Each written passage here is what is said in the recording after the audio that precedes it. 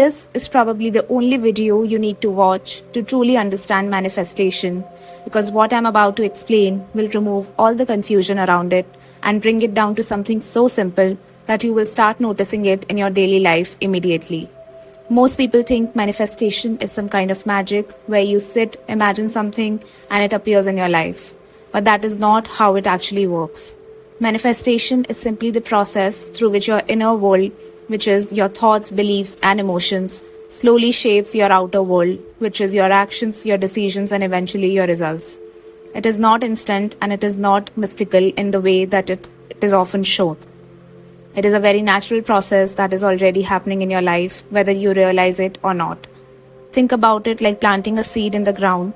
You do not plant it today and expect a tree tomorrow. First, the seed goes inside, then it is watered regularly, and over time it begins to grow.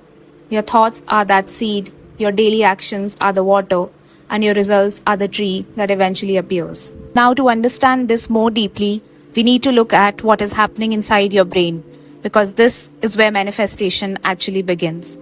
There's a system in your brain called the reticular activating system, the RAS, which simply acts like a filter that decides what you notice and what you ignore in your surroundings. Every moment, there are thousands of things happening around you, but your brain cannot process everything, so it chooses what feels important based on what you repeatedly think about. This is why if you suddenly decide that you want a red car, you start seeing red cars everywhere. Not because they magically appeared, but because your brain has now marked them as important. In the same way, if you constantly think that you are stuck in life, your brain will start showing you more situations that confirm that belief. But if you begin to think that opportunities might exist for you, then slowly your brain starts noticing ideas, people, and chances that you were ignoring earlier. The world does not change immediately, but your perception begins to shift first, and that shift quietly starts changing your reality. As this continues, something even more powerful happens inside your mind, which is explained by a concept called neuroplasticity, which means that your brain rewires itself based on what you repeatedly think and do. If you keep thinking in a certain way and behaving in a certain way, your brain strengthens those patterns and they become your default. Imagine walking through a forest where there is no clear path at first, but the more you walk on one route, the clearer that path becomes and easier it gets to walk on it again. In the same way, if you keep thinking thoughts of fear and doubt, those pathways become stronger and it becomes natural for you to feel that way.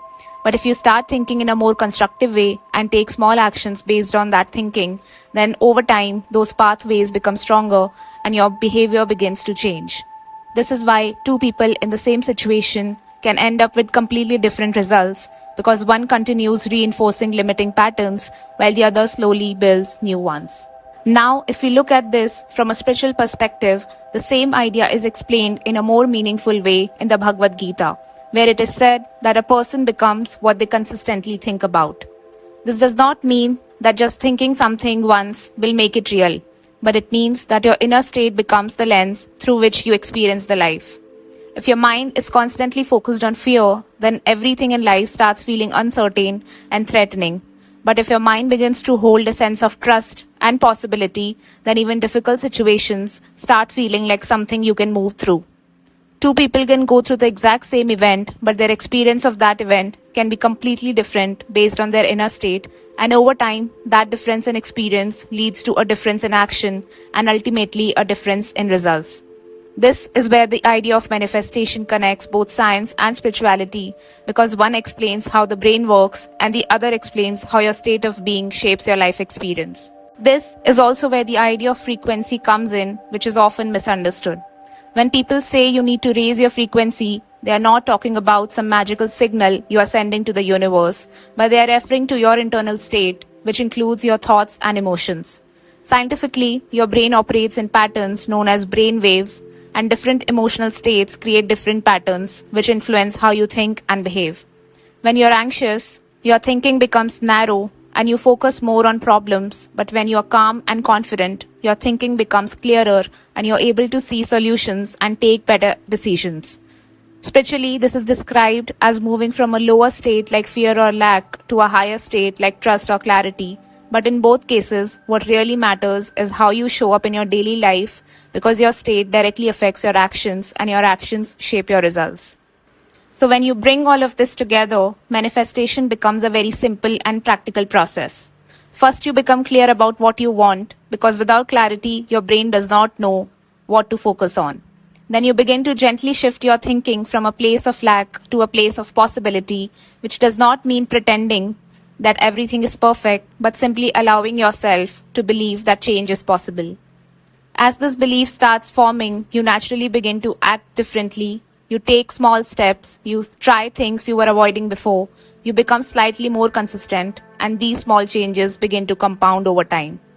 There will be days when you feel motivated and days when you feel nothing is happening, but what actually creates results is not how you feel on a particular day, but whether you continue moving in the same direction.